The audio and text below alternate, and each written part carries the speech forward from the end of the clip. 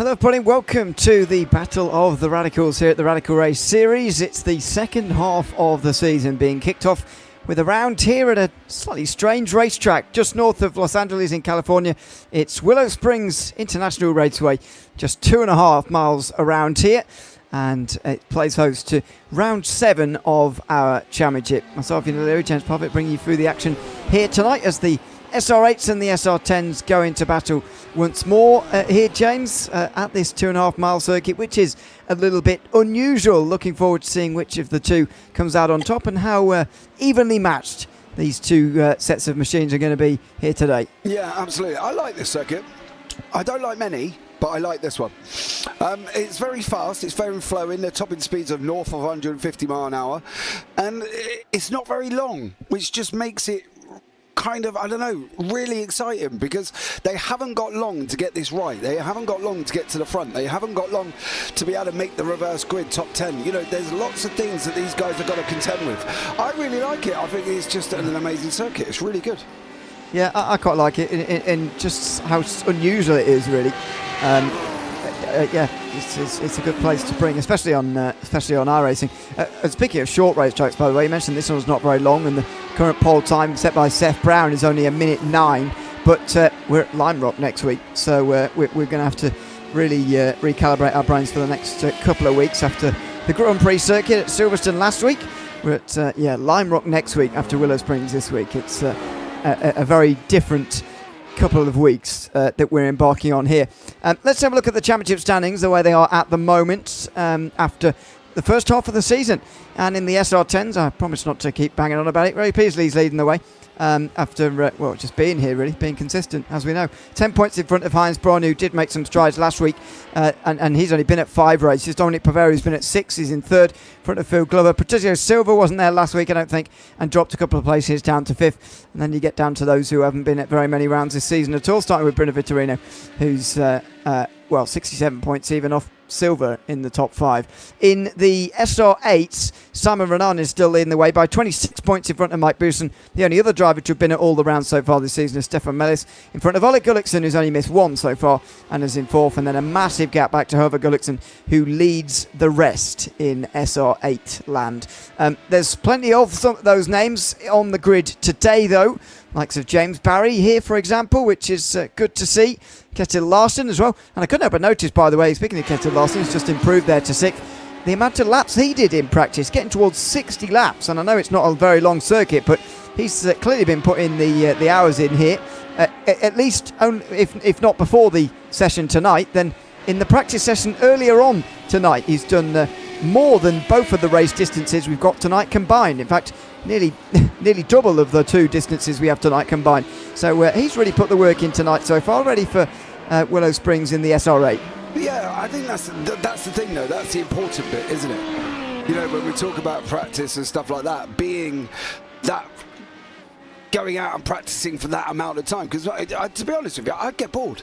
I'd get bored just driving around the track on my own, doing 60 laps in 1:09 or whatever he's doing, 1:10.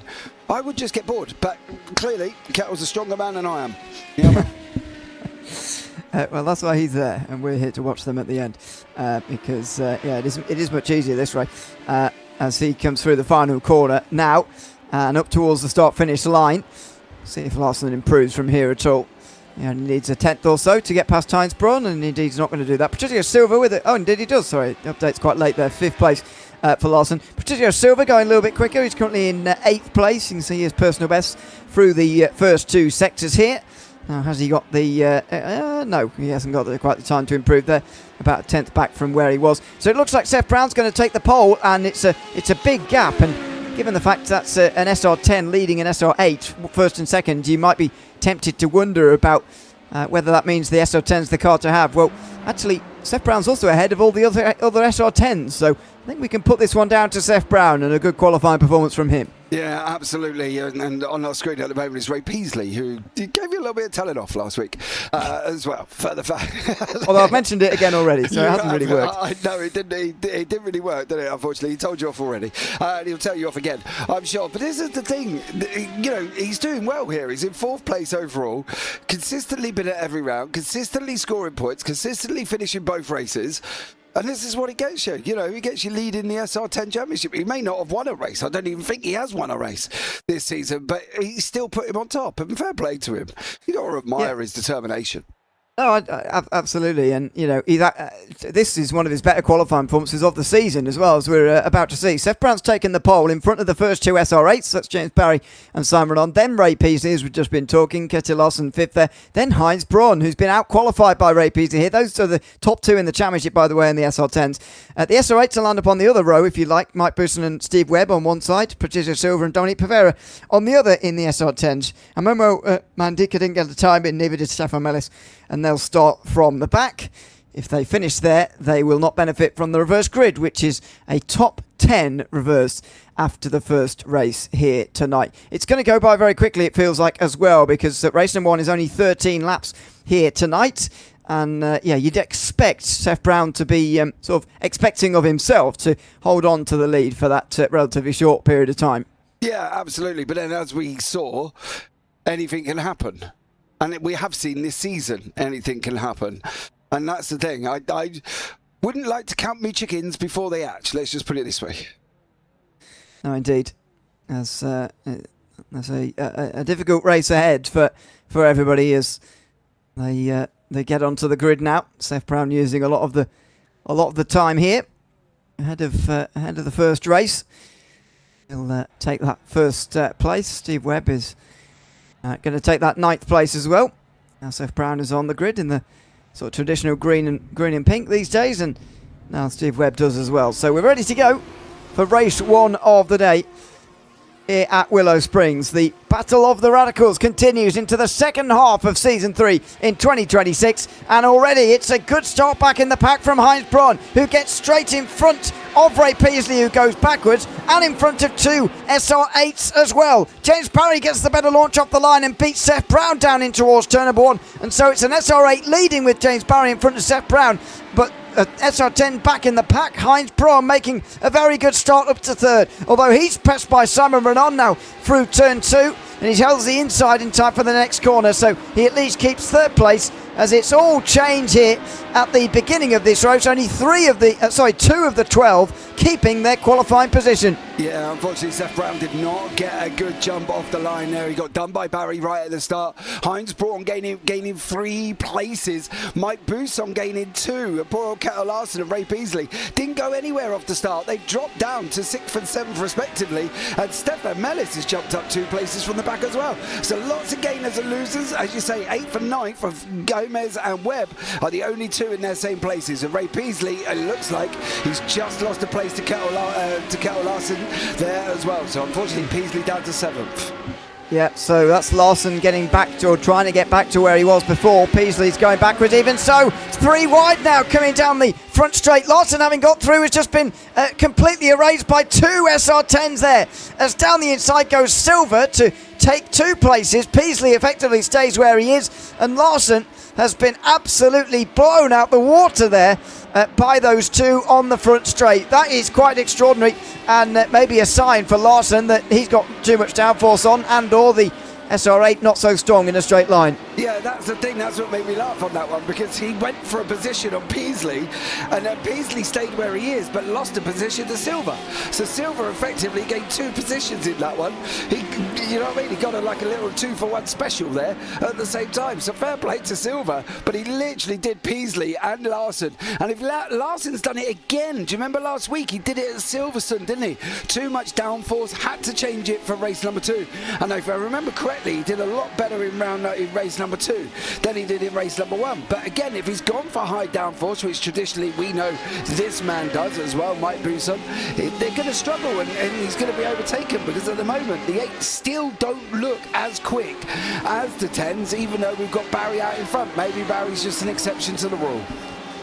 Well, indeed, that's always the fascinating thing about this series, is that you do sometimes get these drivers who are actually able to go above the constraints of the SR8 versus SR10 battles, the things that we talk about so often, and they're actually just as drivers able to show their own ability that actually goes ahead of anything that we're talking about in terms of the battle between these 2 different cars. So James Barry maybe is proving that at the moment, proving that exception, and he's racing away with the race lead right now. So we go on board with Mike Boussin, one of those in the same machinery, watching on as the front three in front battle away. Seth Brown makes a mistake, and Heinz Braun is going to be in the lead of the SR10 class after only 3 laps of this race, despite starting in 6th place overall. It's not over though. Seth Brown's coming back again through the second part of this never-ending right-hander, coming through to the start-finish line. There's the final apex you're looking for, and Heinz Braun's in front. Yeah, they're gaining speeds of over 150 mile an hour around that corner. It is absolutely incredible.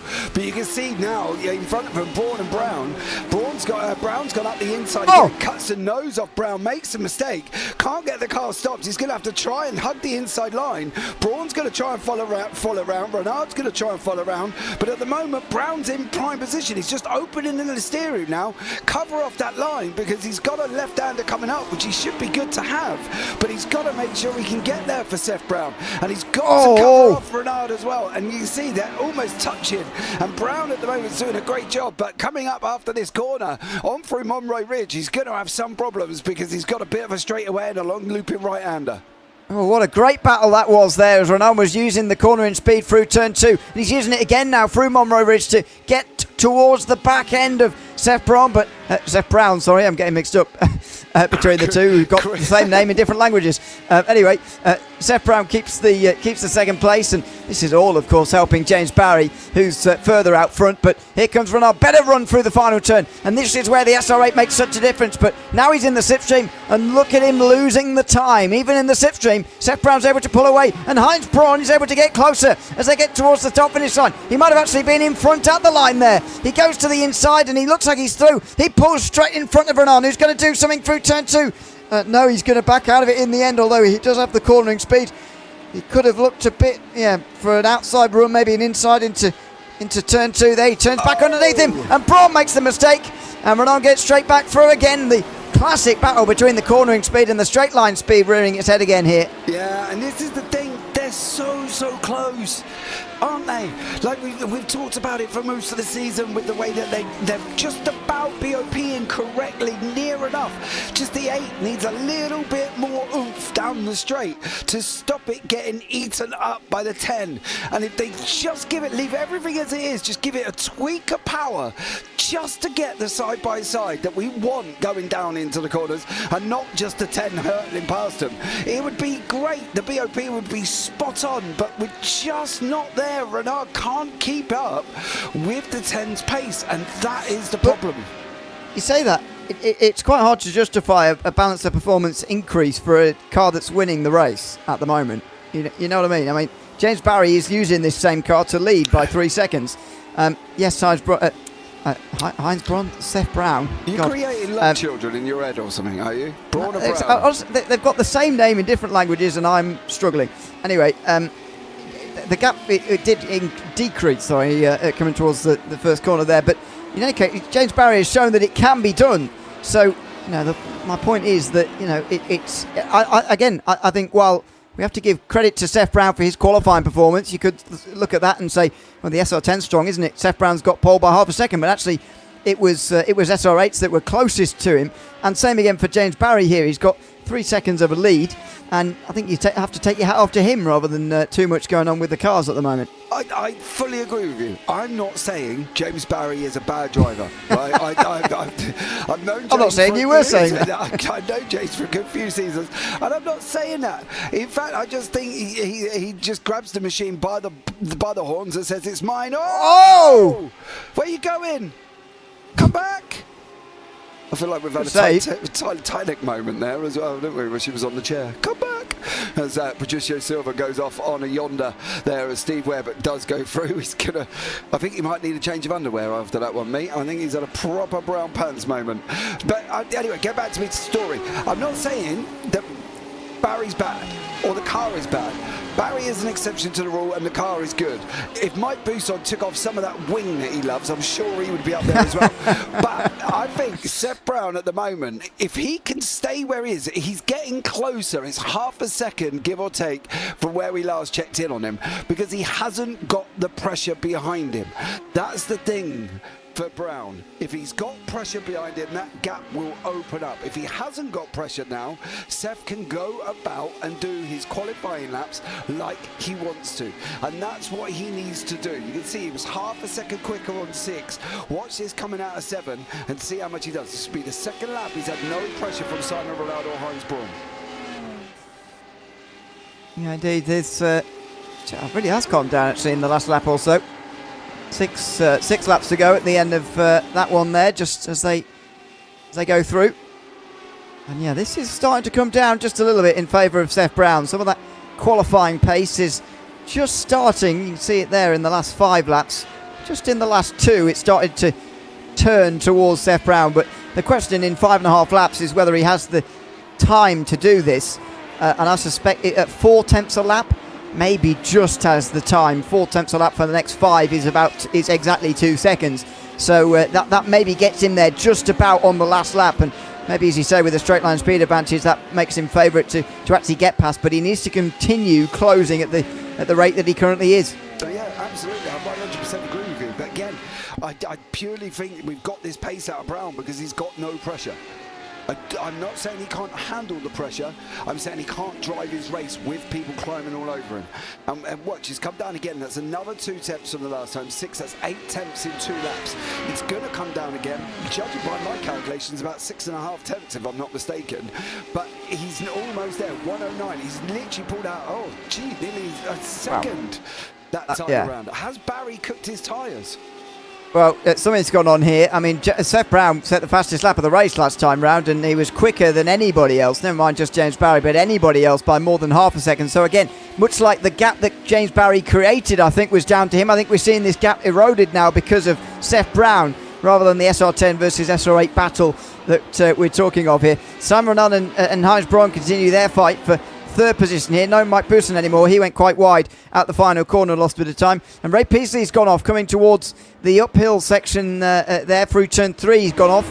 And see how he managed this. He was sliding on the way in, clipped the curb, and just managed to goes up the banking a little bit.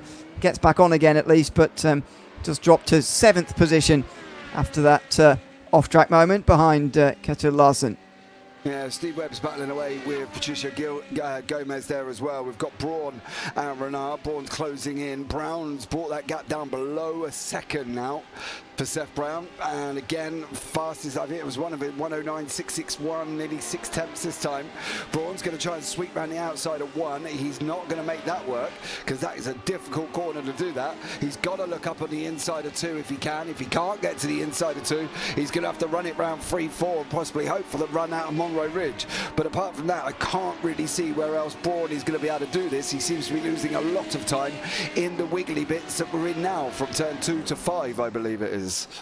He's got to stay close through this bit and then try and get through before turn 1, or have his nose in front at least by turn 1. Then you can at least compromise Renan, and then the next time round that you get there, you can try and pass him. But Heinz Braun at the moment is not able to quite do this. He's 3 laps away from the finish of this race, as all the leaders. James Barry just in front of Seth Brown, but it's a decreasing gap, and it's decreasing massively into the final turn. James Barry gains a little bit back again through the actual difficult part of the corner, but it's a good run out from Seth Brown. Is he close enough to just drive up to the back of him and get straight through here? Surely he's too far back, although Barry's clearly concerned about it because he moves it over, and Seth Brown, as he moves back to the racing line, looks to come back at him. He's not going to do that, but James Barry has certainly got his eye on his mirrors now, and that is what Seth Brown would have been looking for here, because then you know that you're making some progress when the driver in front of you is just monitoring their own mirrors and moving about a little bit. The problem now is they're in the wiggly bit,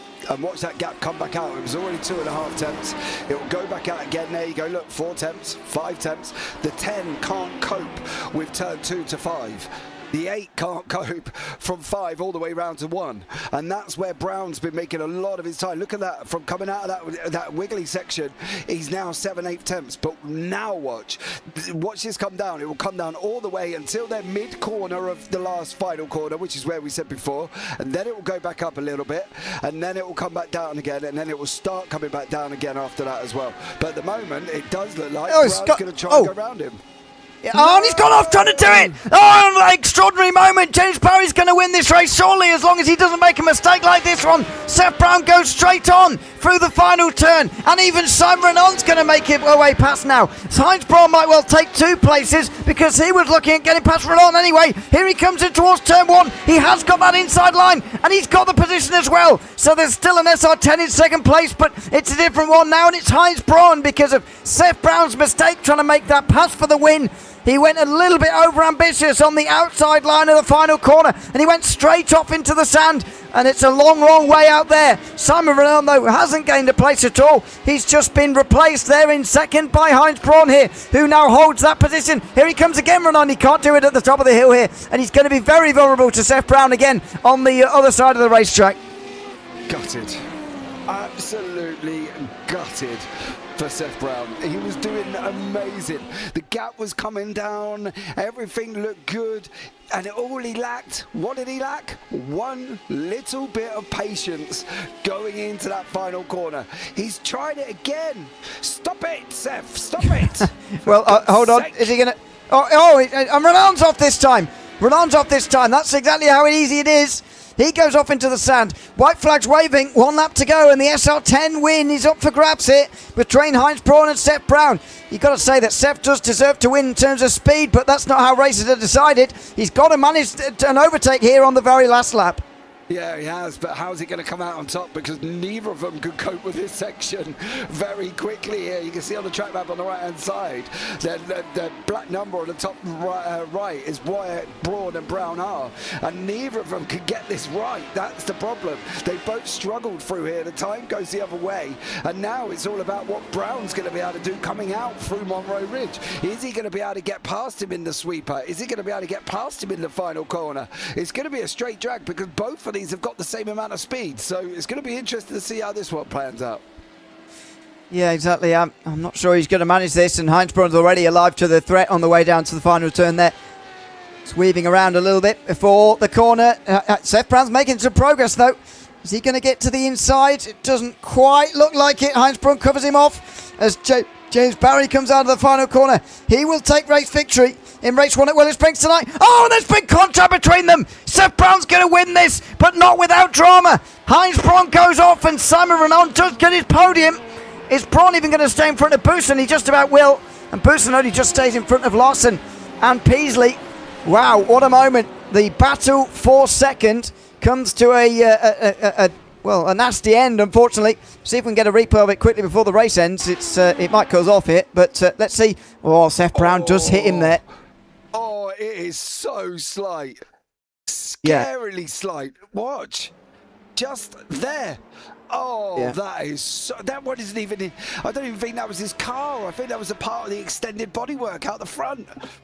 Oh, gutted. Wow. Such a good race. But look who's in third of the 10s. Yeah. Well, he'll be pleased to see that, of course, because Heinz Braun is a much closer rival than Seth Brown in this season. Seth Brown 180 points behind him. Heinz Braun only 10. So he'll be, in a secret way, quite pleased to see that. Anyway, James Barry takes the victory in the end, 3.8 seconds in front of Seth Brown, with Simon Renon in third place. Then Heinz Braun. Mike Bousson, away from our cameras, really came under pressure at the end there. Ketchel Larson and Ray Peasley right behind. 8th place for Patricia Silva. Steve Webb and Dominic Pavera round out the top 10. Bit of a gap back to Stefan Mellis and Emmanuel Mandika, who rounds out the field, and they're the two who miss out on a reverse grid. Indeed, that's where they were at the start of the race, those two. A good race. I've got to say, race 1 there. But a bit of a shame that battle comes to an end in that way. But it was going to. It's the thing with this circuit, really. I think is there's so little room for errors with no runoff anywhere, and it's a slightly strange layout in so many places. It means that just slightly strange things happen, like what we saw throughout that race, really. Yeah, and what we saw from Seth Brown and others just ran wide. But then I was sat here watching the practice, and they were doing it all in practice as well, just getting it wrong and drifting wide. And the problem is there's nothing out there. It's derelict. Look at it. It's Yeah, it's drier than Weymouth Beach. You know what I mean? So once you're out there, you're just gone. Look at Silver. He went off and just kept going off and off and off. You know what I mean? And I just think it's so tough. But I believe if this man was just a little bit more patient, he might have got it. It's one of those judgment things, because it's like a rally corner that tightens all the way through. As you're initially starting to turn right through here, as you can see, it's absolutely flat out, and it doesn't even matter where your line is. It's such an easy turn, but then it tightens and it tightens and it tightens, and there he is practicing getting as close as possible. Yeah, get on the brakes a little bit, and you're trying to find that final apex there, which leads you out into the pit straight and the end of another lap. Yeah, it's the risk you take trying to make moves around there. He would have felt confident that he had the grip to do it, of course, but in the end he didn't, and went straight off the road, sadly, which is how the first race comes to an end. Well, Dominic Provera will be on the pole for race 2 in front of Steve Webb. Patricia Silver and Ray Peasley will be on SR10 row 2 in front of Nikita Larson and Mike Bousson to SR8. And Heinz Braun, Simon Renon, Seth Brown and James Barry can continue their battles. Stefan Mellis and Emmanuel Mandika stay where they are from that first race. So a completely mixed up grid, and that's going to make things very interesting for race 2. Who's going to come out on top? I'll say Heinz Braun. Oh. Don't really know why. No, I agree. I agree. But let's see. It has to start from 7th, and most of the big contenders from that first race are down the back here. So let's see how race 2 goes as we get underway. Some good starts back there, and it's Heinz Braun again who makes a really good start. He's on the sand there trying to make good starts, and there's someone following him up there as well as he goes to the outside. He's already looking for 3rd here. Mike Bouson's just shoving him off for the moment, and Silver as well blocking his path. Actually, Dominic Provera blocking his path there in 5th place. So Braun stays in 6th for now. James Barry trying to follow through. He's now in 7th as Bousson uses some of that downforce. Peasey's already off the road in front of them and comes back on straight in front of Silver, who goes right through the middle there. Bousson's been blocked. Now he's been hit by Provera, and this is the place where he's supposed to be gaining time. He's moving back to 5th as they go through the top of the hill for the first time. Yeah, that was an absolute frantic start. Peasley's off. Provera's just got off, I believe, as well. And Dominic Provera, I believe, is just dropping, still dropping. I believe there was contact with Larson. Provera's round the wrong way. Emmanuel Mandika has had some drama as well. And unfortunately, he's just managed to hold on in front. But Steve Webb still out in front. And look who's in 2nd, Mr. O'Leary. Ray Peasley is coming down the inside. Steve Webb gives him a lot of room. Watch out for Silver. He's got the best run of both of them, although he's boxed himself in there. On the left-hand side of the pit straight. Oh, they're going to go either side of him. Silver is going to take the lead, it looks like. Webb gave him the space there when he could have blocked him off. He could have boxed him in, but Silver takes the lead there. And Peasley has to stay 2nd. Here he comes again to the inside of turn 2. Not quite going to manage that. Bousson holds on from Heinz Braun in 4th place. I think that's the battle for what is really the race lead here. These 3 are in the lead for the moment. Silver, Peasley and Webb all fighting, and Peasley has another look down the inside there on Silver, but Bousson holding Braun back. That could be absolutely key for this race. He's only just holding him back because Braun went off track. That's why he's holding him back, because Braun did this. And at the moment, he was battling around the outside of Bousson and then managed to get 2 wheels on it. And Barry nearly almost got in front of him. And then it was just like trying to fight back there for Heinz Braun. But Peasley and Gomez, Peasley's going for it again on the inside of the final corner. Go Ray Peasley. I am a little bit worried about the time. I don't know about you, but we are getting very, very coming into sunset period here. I'm hoping it don't go dark, because there are no lights at Willow Springs. It shouldn't be too dark. It's coming at 20 past 7 in the evening in the summer, on the 4th of July, actually. So, no! 3 wide, and it's going to be going either side of Steve Webb again, who just breaks early and gets out of it. Mike Bousson wants to get back some of these places again that he loses on the straight, as we see time and time again. But Heinz Braun and Seth Brown both going through here, and they're up to 3rd and 4th. Bousson shuffled back. The key thing there, though, James Barry not able to really follow them. Mike Bousson's trying to. Oh, he's gone way off the road. He's tried too hard to keep up with them here, and he's gone off. Now he's back down the inside of Steve Webb. Simon Renon's get past him. He's caught on the curb. Bousson's shuffled to the back as Renon holds back Steve Webb. What a fight that we're seeing here in the early laps. And I'd hate to be Steve Webb about now. What would he do? Oh, Silver. He just hit Peasley. And here comes Heinz Braun and Seth Brown. He's got to be careful on that side of the racetrack. He's in the turn, Seth Brown. He's got to be careful that Peasley's not going to shove him off. And Peasley, by the way, has got better straight line speed than absolutely everybody. So here he comes back again. Can he retake the lead? That will be extraordinary. Into the final corner. He's not quite going to manage it. Seth Brown's exactly where he was when he went off in that first race. Of course, he's managed to stay on this time. Round the outside through the final corner. Now he's boxed in, but he gets out of it to get alongside Heinz Braun here. Across the top finish line. Here comes Peasley again. He's got better straight line speed than both of them. He breaks early. He's not going to force this 3 wide, and Heinz Braun's very glad about that. He can take the apex, and Seth Brown will have it for the second part here through turn 2. James Barry now alongside Peasley as the lack of downfall for Peasley just starts to hinder him a little bit. Oh, and off the road, Heinz Braun. He's in the marbles out there, and he very nearly went off. Seth Brown takes this race lead in front of Heinz Braun. What a battle. And James Barry's trying to follow them through. He's into third. Oh, Ray, you're being too nice. Stop it. Stop it. You're being too nice. Come on, son. Oh, he was well in there. He should have gone for the Brown and Braun moment. He should have taken the inside, sent him in deep, give him something to think about. And now he's just being too nice. He's being all cuddly when he needs to be all angry. And he doesn't want to be overtaken as easy as that. I know he's going to get him back, but it ain't the point. He cannot afford to lose places in the Wigglies. He nearly went off. I got it. I saw it. But he can't afford to keep doing it. Peasley needs a quick clip round the ear or told to stop it. He's down to 4th at the moment as Webb again side by side with somebody. Mike Boussin's got better straight line speed than somebody. Write that down. He goes round the outside of turn 1 and he gets through into 6th position. So Steve Webb down another place into 7th now. Don't forget, he finished the first race in 9th, so this is starting to normalise a little bit in terms of where people should be. Although Kjetil Larsen will feel he should be in front of him. Obviously, Patricio Silva had trouble earlier on in this race, and so we'll feel there's still some positions to make up. But look at how close it is still. We're only on lap 5, by the way. What a opening to this race that we've seen, though. Yeah, 4 seconds between 9th and 1st. That is not long at all. But this needs to go forward. You know what I mean? If he wants to keep in this championship, he's got to beat Braun. He already lost time. He lost points, but in race number 1, but he come into 10 points ahead, right? So he's lost points in 1. He can't afford to lose loads in 2. Otherwise, his lead next time around is going to be gone. He's got to make sure that he can hold on to these places and stay there, because currently at the moment he's got to do a great job to be able to do that. And come on, Ray, let's go, son. Here we go.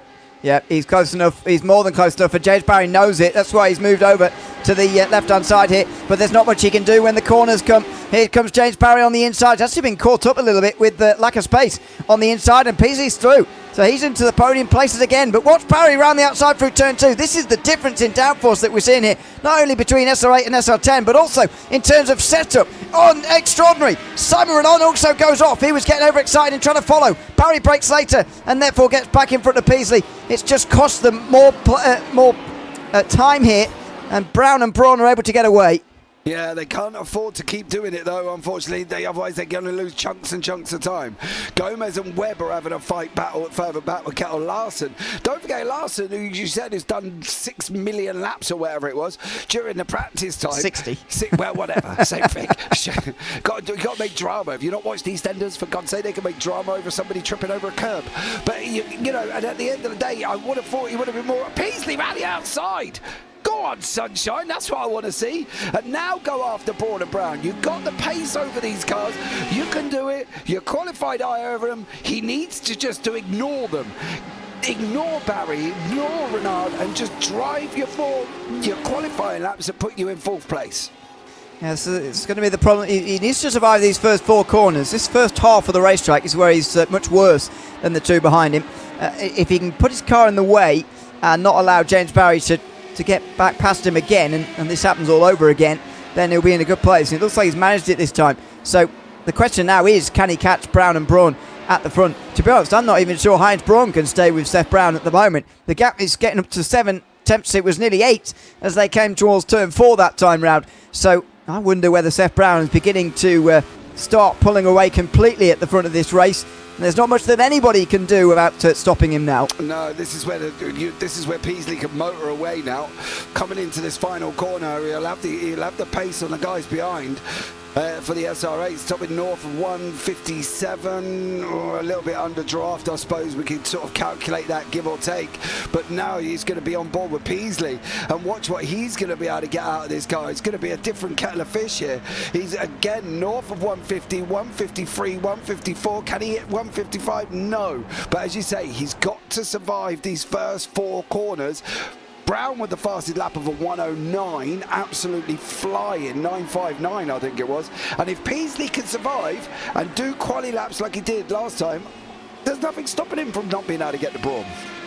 I mean, now that he's stayed in front for 1 lap, Peasley, it gets much easier, the ones after, even though it looks quite close right now. That's just because of different lines, though. Barry's absolutely nailed the first corners this time round, and he's on the back of Peasley, but there's not much he can do really. Sam Renan is the one who could be interesting in here. Does he try and get past Barry here or not? Because I've got the feeling that he's been staying behind for tactics in the last couple of moments, but maybe now that Peasley's really cemented third, at least briefly he has, then maybe it's going to change. But Barry gets a nice draft towards the final corner this time, as he gets a nicer line as well. He's not going to get past him towards turn 1, but he's going to keep him close, which is the helpful thing here, and keep his slipstream, which is going to help him in the battle against Simon Renan as well. So they cross the line at the end of just over a third of this race. That was much more comfortable for Barry to stay in front of Renan, and he can focus again on getting back past Peasley. Oh, Bousson and Larson. Bousson's just lost the place there. Wow, how did that happen? Is that a straight drag into 1? Yeah, it was. Well, Bousson was quicker in a straight line than Steve Webb, but I don't think anybody else in the field is slower than him in a straight line. So Larson gets straight back through again into 6th. Taylor's oldest time, Bousson being overtaken on the straight there. As Heinz Braun goes off, by the way, and really creates a gap now. 1.3 seconds up to Seth Brown, who looks like he's in the clear now. Yeah, he does. As long as he can keep it on track, of course. Let's not forget that. Did he go? Yeah, he did that in race 1, though, didn't he? Might have been earlier this race. I can't remember. No, he did it. I think he did it in 1 as well. But yeah, he's got it for Brown. He's just got to keep it on the racetrack. For Barry, he's got to try and get close to Peasley at some point somewhere. I'm not quite sure where he can get close to this man in his 10, because the 10 does fly down the street. You can see it's going up at the moment. Is it going to reach half a second before turn 1? No. But this is where Peasley will lose time. Yeah, indeed. He's 4/7 of a second in front by turn 1. That will sharply decrease as they go on here. As Peasley rounds turn 2. James Barry gets very close, but where can he make the overtake? That's the problem here, especially the line you take at turn 4. Doesn't even really give you a space down the inside there to have a go, which is the problem here for James Barry. He just needs to get alongside somewhere really and slow Peasley down somewhere, which does help, but just doesn't help you make the pass on that lap. And Peasley goes wide this time, so his run out of Monroe Ridge is going to be not what he needs, and that gives Barry a massive slipstream when he should be getting distanced here by Peasley. It seems that he's hanging on to this by a thread at the moment, Peasley, and James Barry looks to be the quicker driver, but finding your way past when you're not as fast in a straight line, that's the difficult bit. Yeah, I don't know. No disrespect to James here, but I don't know if he is been faster. And I don't know if that's... I'm not going back to the 8 to the 10 car. I'm not going back there. Peasley has driven the last few laps really, really well. And Barry hasn't been able to get as close as he wants to during this wiggly section. Don't get me wrong, they're 3 tenths, right? We know that's not very big at all. But it looks like, at the moment, Peasley's quite comfortable, and he can just sort of manage the gap. If he can get through the next couple of corners, in through the left-hander, then through the Budweiser balcony, a stupid name for a corner, but in through there, and then out the other side, and he is surviving. Oh, not like that. Be quite nice to sit there, I think, with a beer. Yeah, watch the whole track. Yeah, not a Budweiser. I think it's something else to sit there with. This is not very British of me, but I quite like a Budweiser, so there you go. Anyway. Other quality beers are available. Anyway, Ray Peasley continues to hold on to third, and we're going to hit half distance here, so Barry has got to start thinking about how he's going to get through it. As you see the hills in the distance at Willow Springs here, so just located just north of Los Angeles, getting towards the hills and the mountains of California, towards the eastern side and so on. It's a strange racetrack in so many ways, but an entertaining one. And it's thrown up an entertaining race so far. This is very much the battle to keep an eye on, really, after an absolutely manic first 5 laps, especially where there was stuff happening all of the time. This is now more like the classic 8 versus 10 battle that we're used to. Yeah, absolutely. Oh, man. James Barry decided he wants to get very, very close to our rear end there at Peasley. Phil Glover's in YouTube chat. Go Ray, he says there as well. Hopefully we'll be able to hang on to this 3rd place. He's got it now. He can just go and motor away. You see the gap coming out and going the other way for James Barry, and it just, I don't know. It's got to be sickening, hasn't it? When you're sat in the car, you're driving your absolute bits off, and you get on a straight, and the car just goes, and you're just sat there. It's like a Ford Fiesta against a Nissan GTR, isn't it? See you later. Peter's actually really got that gap now, actually, over the line this time. 7 tenths. The gap for the lead comes down below a second as well for the first time in a while. 5 tenths gained by Heinsborough on that last lap. Changes, Silver gets past Boosen. So Boosen seems to have really struggled here tonight, and I'm not sure his liking for high downforce has really served him well here for the last few weeks, actually. When you think about, well, I mean, we talk about it generally not suiting really, and he sticks to his ways, but especially last week at Silverstone, so many high-speed corners, and here where it's so difficult to overtake, I think he's been hurt a little bit by his high downforce car. Yeah, I know he loves high downforce, and we'll run high downforce all day. But surely there must be an ounce in his head where he looks at the racetrack and goes, I've actually only got 1, 2, 3, 4 corners. I don't really need a high downforce setting for 4 corners, right? Because let's be real, this is half an oval with a wiggly on the end. Yeah. Some people says it looks like an octopus. Some people says it looks like something else. Me personally, I don't. Oh, he's off. I don't see where you going. Where you going? Come back, Mike. No. Oh, you was gonna Silver. Oh, very good. Look at Ken Block there in his car, drifted it on the mud. But surely you must look at the racetrack and go, I don't really need high downforce for this one. I mean, yeah, it's a puzzling one. As James Barry, by the way, is using it to good use now to get to the outside for turn 3. This hasn't happened for a while. He's got to stay there. He's got to make sure he doesn't get pushed out by Peasley. And there's a bit of contact, but he gets through there. And Sam Renan feels that this is the moment as well. Oh, he can't do it. He can't stay. He can't get ahead. And Peasley manages to hang on. Now watch him come back again towards the final corner here. He's going to lose time through Marlborough Ridge, but watch it coming out of here. Oh, Renan goes a bit wide. He's going to get into the slipstream, but here comes Peasley on Barry, who's going to force him to the outside, is he? He's going to go right round here, Peasley. It's still flat out at this point, and he gets straight back through again. He's absolutely clear into the final turn. Now Barry's got to get a good run through here and get alongside him somehow in the early stages of this next lap, but that's how frustrating it is for someone like James Barry here. He got through there, and Peasley, nice pass through turn 3 and into 4, but he still cannot stay in front. No, and that's what I mean. I don't know. Oh, he's taking him out. James. And he's got pretty bad damage for that. He tried to dive to the inside, and it's a good save from Peasley, or is it?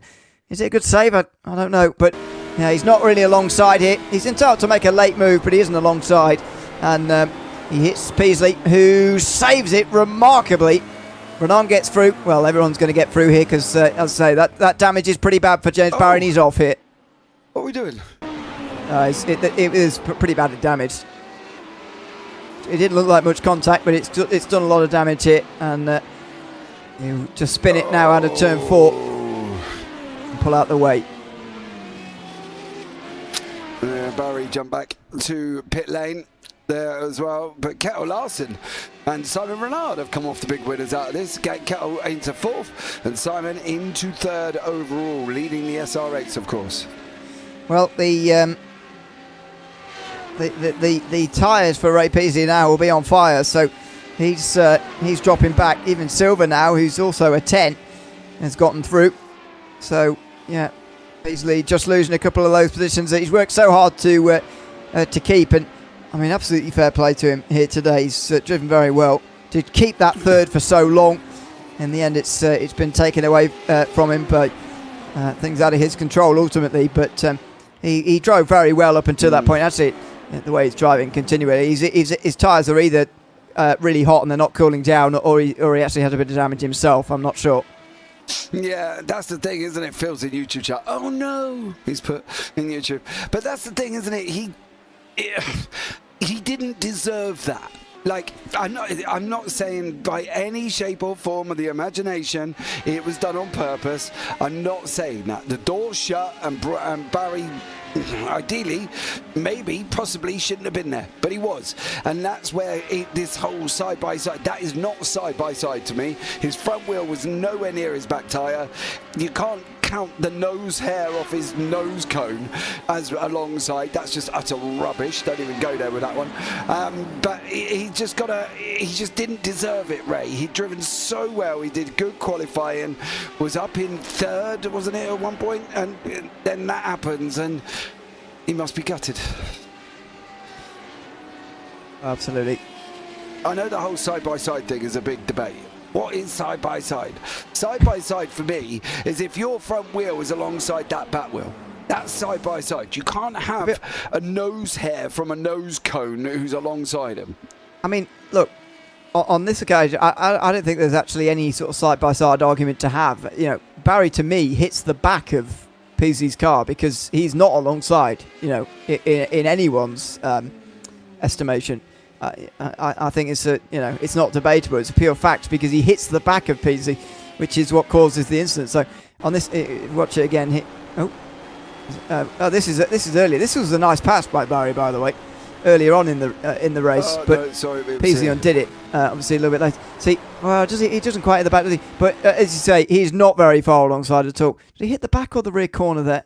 Hold on. He probably does hit the rear corner, actually, doesn't he? Let's see if I can get that. Yeah, I mean, quarter panel, won't it? Maybe he does slightly get along, but I agree. You can't, dude. You can't expect him to give the space for that. I mean, it's a shame. I do understand. I mean, some people will be saying, "What is he even lunging there for?" I mean, for me, that is just the reality of how you make a pass in an SR8. That's the battle that you have between the 8s and the 10s and what it creates. You know, you've got to make the passes through the corners if you're in an SR8. And it forces you to do things like that, or try to. Yeah, you try and you would do that, and then you go onto a straight like they've got from Monroe right the way round to, well, they called it Castrol Corner, but turn number 1, and you just get eaten alive, and that's where the desperation then comes into it as well. And maybe Barry was getting frustrated. He couldn't clear Peasley on the racetrack because every time he did, as long as Peasley had this bit, it was all done and dusted. Broad on the fastest lap of the race there, by the way. That gap had come down to it was down to about 7/10, but Brown's just kind of stepped the pace on again. And this is what I mean. So maybe there was a little bit of frustration for James Barry. Maybe there was a little bit of anxiousness as well. And maybe that's why he's in YouTube chat, by the way. Yeah, silly move from me, probably. So, sorry, James, I kind of got to agree with you. But, all of these things was rushing through his head. And it just was one of them moments where it rushed through his head. And unfortunately, he ended up in the back of Peasley. Yeah, it's a shame because it was a great fight up until that point for those two. And it's now led to James Barry out the race and Peasley down on where he should be in the field. So there you are. Meantime, Mike Bouston has caught back up to Steve Webb, who he might be able to overtake on a straight. And no. You should take a picture of that because it's not a common event. No, definitely not. Go on to lap 20 here as well. Bouston's closing in to the back end of Webb on that one. And he's trying to get closer. Peasley is closing on Silver, but he's not ever really cemented the move. Maybe this is where Bouston, we might be able to see this move here as well. Peasley and Silver currently side by side. And again, Peasley drops back behind him. Can Bouston? No, look, even Steve Webb pulls away from him. Give it up, Mike. Give it up. there was definitely a battle earlier where maybe he got a terrible run out the final corner, but Bousson passed him on a straight earlier in this race. I'm absolutely sure of it. But should we win another red car? We didn't see him come out the final corner, to be fair. So he might have got an awful run, which led to that. But nevertheless, was that this race? Yeah. What, race 3? Race 2, sorry. Yeah, earlier in this race, yeah. When Steve Webber, did he start first or second? He started, second. He was falling through the field in free fall, really. And maybe he just got a terrible run out the final corner, but Bousson definitely passed him earlier. And when he went off the road at the final corner, obviously he dropped back behind him again. So here he's in the slipstream. Now he's making up some. Oh my word! Oh, and he has hit Webb this time, or Webb got loose on his own. I'm not sure. Bousson's going to the outside again, undeterred by his moment off the track earlier. Coming out the final corner, it's a big slide and it's a big spin for Mike Bousson. Trying hard to get back into 7th. He spins out the final corner, and that will be that. Well, there you go. Bousson ain't passing anybody on the straight today, then. Unfortunately, on that one. And for some reason, everything has gone out of my events panel. So at the moment, I can't show nothing. So that's nice. That's good. I know. Quality on that one. So there we go. So apologies on that one. Brown's just lost a place to Brawn. Wow. That is a real turn-up. And is that traffic of Emmanuel Mendica there anything to do with it? And he's off straight away. Heinz Braun goes off straight away in the final corner. Seth Brown gifted the position back again as they come to the white flag.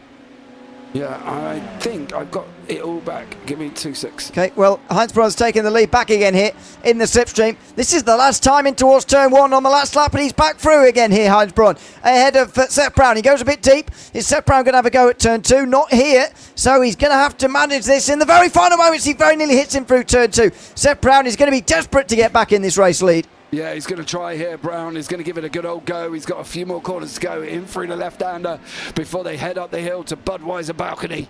And at the moment, Brown's got to come off this final corner. Mendica's got a penalty there. I think that's for track limits.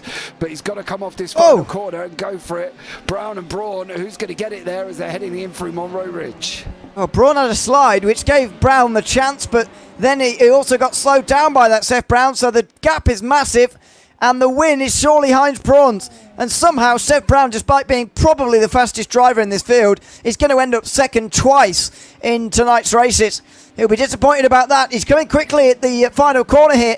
0.3 of a second he brings the gap down to briefly. But Heinz Braun's just got to keep it on the road. It's a very good run for Heinz Braun out the final corner. Has he got enough space here maybe to get past him before the line? It's going to be a photo finish. Heinz Braun can't wait for the line to come. Oh, it's been stolen. It's been stolen at the end. Heinz Braun has lost it. Seth Brown got there. He got there by less than 1,000th of a second. It's not even registered a time gap. It's so close. Seth Brown did get there. A great run out the final corner. A mistake from Heinz Braun. And the lead changes hands in the final inches of this race. Wow. Hold on a minute here, Governor. How did this one work out? You can see the run he's got, but it's whether or not... Goodness me. There even is the line. Where is the line here? Is there a line? It's not painted very well.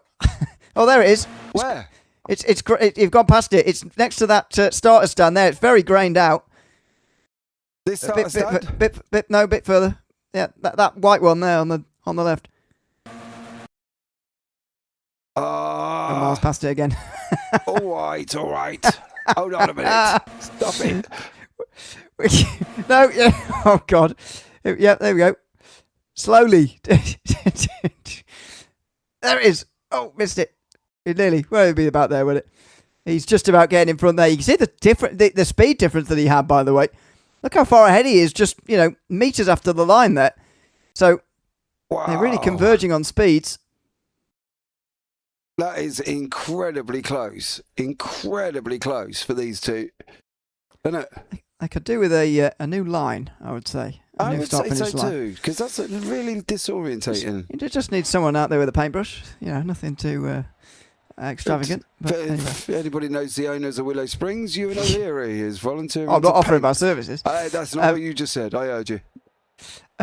Seth Brown takes the victory. It says 0.009 0.06 on the actual results. On the live timing, it was absolutely a dead heat. Simon Renault wins the SR8 race in front of Kjetil Larsen, though quite a way back from the battle for the lead. Patricio Silva rounds out the top 5. Ray Peasley in 6th place then will probably hold on to his championship lead, to be honest, despite all of that.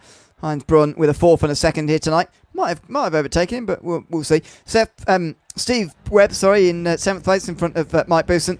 Stefan Bayliss, Dominic Pavera in the top 10. Mamo Mandika finishes 11th with that penalty, and James Barry rounds out the field. Let's have a chat to Seth Brown, shall we? Obviously, after that second race. Seth, congratulations on a race victory that I can imagine you didn't think was going to come there. Just tell us about that last lap and how that went.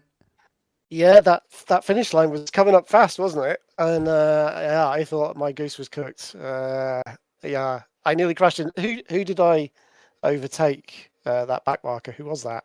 Mandika. Mandika, yeah. Oh my god, I nearly crashed.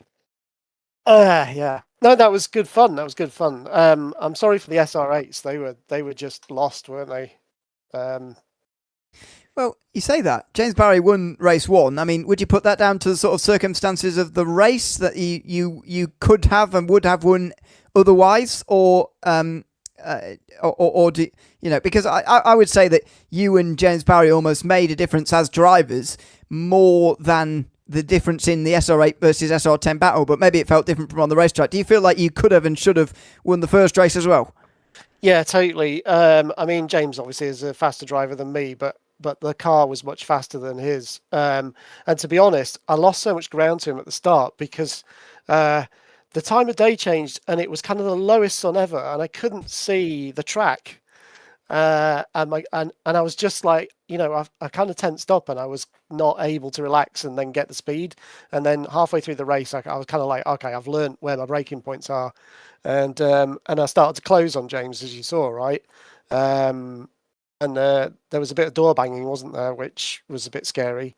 Might have a little bit of a moan that some people were doing a bit of a weave as well. I've got to be honest. I'm not naming names, but Where? Just people I came up to being a bit weavy. Do they need knitting needles, Seth? Do they need knitting needles? I think so. I mean, it just puts one off, not knowing which. Well, fair enough. I'm not going to get a name out of you, so I'll give up on that. Congratulations on taking the race victory, especially in race 2 here tonight, Stefan. Thanks for coming to chat to us at the end of the day as well.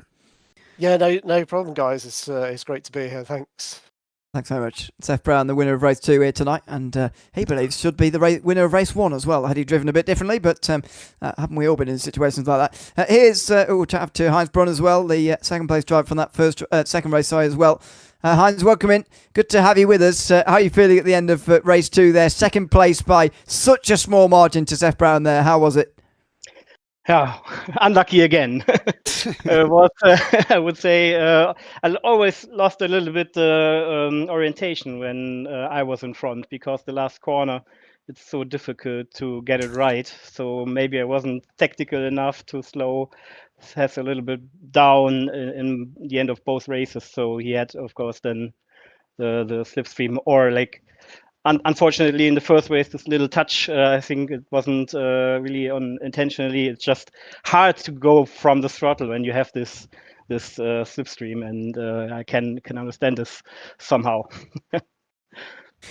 I mean, tell us about what it's like to drive around this racetrack and how you found it this week in the world of radicals, because it's so unusual in so many ways, this circuit. Do you like driving here? What's it like from your point of view? So the first 15 or 20 laps were horrible, but once you found some kind of line, it really makes a lot of fun. I just started with the session here today, not practiced any officials so far this week, but it's a lot of fun. And in the draft, there's a lot of work to do, and it's a lot of fun. It's in some parts very technical. Also, you have to be quite cautious when you go on the brakes, but it's a lot of fun, and I hope tomorrow will be a good race with more attendees and attendees. Yeah, I will see, or we will see. Absolutely. Well, thanks for chatting to us tonight, Heinz. Congratulations on a second and a fourth in tonight's races, and thanks for chatting to us as well. Yeah, thank you. Have a good night. Bye bye. Thanks very much, Heinz. On their second place in race 2, principally tonight. Let's also have a chat to Ray Peasley, shall we? A fifth and a sixth for our championship leader here tonight. Ray, welcome in. Good to have you with us. Let's start with race 2 there, because I've got to say, we were watching that fight. You were putting up for third place for some time there with great interest, and it was a great fight as well. But tell us about the fight and how it all ended in the end there. Oh God, what a fight that was! What a fantastic! I tell you, it's all a blur. It's all a blur now. All I know is just the pressure I was in, racing around there with James Barry on your tail all that time. I'm like, what the hell? What am I doing here? What am I doing? And I'm like, and poor old James, I don't know what happened. I have to look at the replay, but it clipped me at the rear. I don't know what happened there, but he apologized. I said, fair enough. But yeah, he lost it again then. And I think he just disconnected, and he was just like pissed off with the collision, to be fair. Well, I don't know. I think it was damage in the end. That it was basically it did a surprising amount of damage for the amount of contact that it was. Oh man, yeah, it killed my speed. Yeah, I was going to say, did it affect you? Did it affect you in terms of your tyres were overheated and wouldn't come back, or was there actual damage? Yeah, I think my tyres were overheating because I dropped my rear wing just before the main races. I dropped my rear wing just to give me an edge. I tried it in practice and I thought, it's okay. And I dropped it 2 holes. And I think because I didn't have any downforce, I think I was slipping a little bit on the back, which obviously affected the tyres. But yeah, towards the end of the race, it was quite slippy. But I enjoyed it. I've only just had that track, and it's fantastic track. Really is fantastic track. Loved it. But yeah, really enjoyed both races. And if it was my fault or whatever, if I went in I'll have to have a look at the replay. Then I apologise. But yeah, James is a good guy. I know he wouldn't be intentional. It's racing. It's hard racing, and being behind me, I suppose he's like, I've got to get past him. I've got to get past him. But in the SR8, because I had that 2 drop of the wing, he had me. He was all over me on the corners. But because I had the drop of the ring, I could just pull away on the big long straight along the back. And as long as I didn't make a mistake, which I did, and that let him in, then I would have been fine. But yeah, Patricia done a good race. We had a good few battles with Patricia. He's come on leaps and bounds. He's like fantastic, and yeah, I know he's put in quite a bit of practice on this one. I know he was practicing it all last week because it was the wrong track. Bless him. So he's got a week's extra practice than the rest of us. But really enjoyable race, guys. Really enjoyable. And thank you to you guys for broadcasting it. I watch it every week, and yeah. Hats off to you guys. Phil Glover says nice driving, by the way, in YouTube chat. Oh, nice one. Cheers, Phil. Thank you, mate. Thank you. Missed you this week. Yeah, well, absolutely. Thanks for chatting to us as well, Ray, and I'm sure we'll see you again next week. Absolutely will. Yeah. Cheers, guys. All right. Cheers. Thanks a lot. Thanks very much, Ray Peasley in 6th place in race 2, 5th place in race 1 here tonight. And to round out, we'll chat to Steve Webb, who actually started from the front row in race number 2, ended up in 7th place in race 2. Oh, sorry, Steve, for interrupting conversations down there. He's agreeing with you, I think, there as well. Oh, yeah, of course. You have to get used to his noises. He's old. He makes them every time he moves. So you have to, get used to them. I see. Yeah, I creak and I do all sorts of weird noises. So yeah, your cod liver oil don't kick in properly, does it, Steve? It never has done. It really hasn't. It really hasn't. Oh dear. How was that second race, especially here tonight, Steve? Starting from the front row, and actually, I don't know if you were in the lead for a very short while there, but you certainly had a lot on your hands there in the first 5 laps. Tell us about the start of race 2 there. Yeah, I managed to get away in the lead, and I just knew the guys behind. With this particular track, I could not get the car around unless I put a really high downforce on it, and I just knew I was going to get swamped. at some point. So I just did my best, tried to hold him up as much as possible, and try and hopefully carnage behind, which never really happened. And then going down the start-finish line, I've got two SR8s either side of, sorry, SR10s either side of me, blasting past me. Mike Bousson trying to, oh, it was frightening. It was absolutely frightening, because all I'm thinking, I just don't want to make the wrong move and wipe people out. So it's better just to take what points you can get and try and be safe on the circuit. But it was really enjoyable, actually, really enjoyable. Yeah, we've only chatted to SR10 drivers for interviews so far tonight. So to give us the SR8 perspective on what it was like at Willow Springs, whether it really did, because Seth Brown went as far to say it was kind of unfair in favour of the SR10s and not the 8s. What was it like from your point of view in terms of the balance and in terms of how it felt to drive around here, the SR8? The SR8 was really good in the corners, really, really good in the corners. You know, you can catch the 10, but once the 10 gets on a straight, it just leaves you way behind. You've got no chance of fighting it. Even if you're in the slipstream, you've just got no chance. So I would slightly agree with that. It was more favoured to the 10 than the 8. The turning of the car was really nice with the high downforce. So yeah, I think it did basically favour the 10 a little slightly more tonight, but I got a podium, so I'm really not complaining. Can you tell me something? You know, when Mike went off, when he was right behind me, there was no touch from me to him or him to me, was it, that sent him off? Was What it lap Mike was just that? lost it? I think that was second lap from the end. Second lap from the end. So Towards roughly towards the end. 21, isn't it? Around about 21, 22-ish. We saw it live and a replay, and from what I remember, it was. Is this? Yeah. This is a lap before, I think. No, it's not. Oh, when he spun. Sorry. Yeah. Okay. Yeah, because I wasn't sure. How can you hit him when you're behind him? No, in I front didn't of mean if I slightly braked and he had to hit the brakes hard and then went slowing off. I just wasn't sure. I just see him disappearing. No, he spun on his own. Oh, that's fine. No, you didn't touch him, sunshine. No, that's fine. That's fine, because I am a little bit, how shall I say, a bit more cautious into corners. No, you never touched him. You were about 2 feet fine. away from him, and he went off on his own. Thank God for that. I knew you'd be good. happy. Oh, I am. Good. And first race, I didn't get an off track, so it was a nice, clean race. Second race, I think I only got 2. So, yeah, I really can't complain tonight. Really enjoyed it. Really enjoyed it. Well, yeah, thanks for coming to chat to us, as always, Steve. And, yeah, hopefully we'll see you again at the next one. That's if I survive this weekend at Brands Hatch. Yeah. You'll be all right. You sure? Yeah. Is it raining? I don't know. Probably. Oh, never mind. Right. I've got to go. I've got to go. We got beds to get to, Steve. Yeah, I know. That's why I'm trying to say, will you shut up? I'm going. Bye. See you later. Bye. Oh, my God.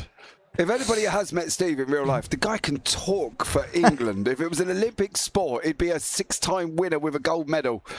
Gee whiz, Batman. Anyway, right, close us off, Ewan. Let's get a bed. Thanks. Yeah, not together, obviously. James can't wait. Anyway, yeah, that is just about it for us here tonight at Willow Springs in the battle of the Radicals, as I mentioned earlier on. But I'll remind again, next week is at Lime Rock Park for week 8 of the season.